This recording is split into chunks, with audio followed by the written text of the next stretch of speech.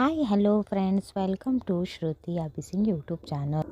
ರಕ್ಷಿತಾ ಶೆಟ್ಟಿ ಒಬ್ಬ ಸಾಮಾಜಿಕ ಮಾಧ್ಯಮ ವ್ಯಕ್ತಿಯ ಅವರು ಬಿಗ್ ಬಾಸ್ ಕನ್ನಡ ಸೀಸನ್ 12ರಲ್ಲಿ ಸ್ಪರ್ಧಿಯಾಗಿ ಭಾಗವಹಿಸಿದರು.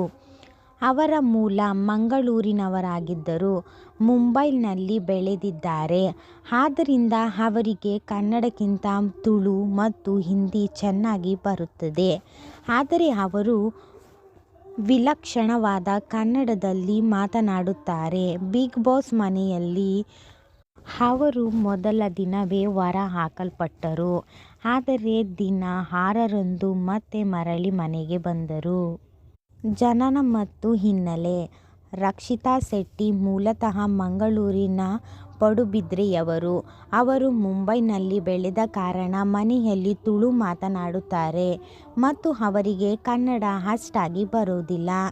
ಸಾಮಾಜಿಕ ಮಾಧ್ಯಮ ವ್ಯಕ್ತಿ.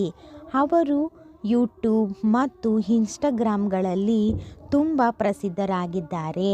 ವಿಲಕ್ಷಣ ಕನ್ನಡ, ತುಳು ಮತ್ತು ಹಿಂದಿ ಮಿಶ್ರಿತ ವಿಡಿಯೋಗಳು ಮತ್ತು ವಿಶೇಷ ಪಾಕವಿಧಾನಗಳಿಗಾಗಿ ಅವರು ಗಮನ ಸೆಳೆದಿದ್ದಾರೆ.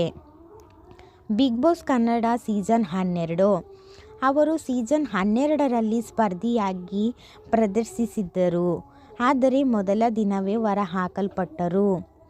ಸಾರ್ವಜನಿಕರ ಪ್ರತಿಕ್ರಿಯೆಯಿಂದಾಗಿ ಅವರಿಗೆ ಎರಡನೇ ಅವಕಾಶ ನೀಡಲಾಯಿತು ಮತ್ತು ದಿನ 6ರಂದು ಮನೆಗೆ ಮರಳಿದರು.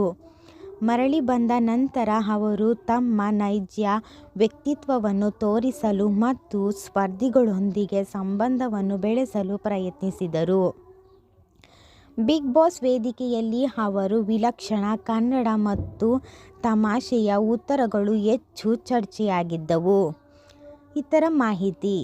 ರಕ್ಷಿತಾ ಶೆಟ್ಟಿ ತೂಕ ಇಳಿಸಿಕೊಳ್ಳಲು ಫಿಸಿಕಲ್ ಟ್ರೈನಿಂಗ್ ಮಾಡಿಸುತ್ತಿದ್ದರು. ಕಮಲಾ ಹೆಸರಿನ ವ್ಯಕ್ತಿಯೊಂದಿಗೆ ಸಂಬಂಧ ಹೊಂದಿದ್ದಾರೆ. ಯಾರು ನನ್ನ ಚಾನಲ್ನ ಸಬ್ಸ್ಕ್ರೈಬ್ ಮಾಡ್ದೇ ನೋಡ್ತಿರೋರು ನನ್ನ ಚಾನಲ್ನ ಸಬ್ಸ್ಕ್ರೈಬ್ ಮಾಡ್ಕೊಳ್ಳಿ ಫ್ರೆಂಡ್ಸ್. ಓಕೆ, ಬಾಯ್.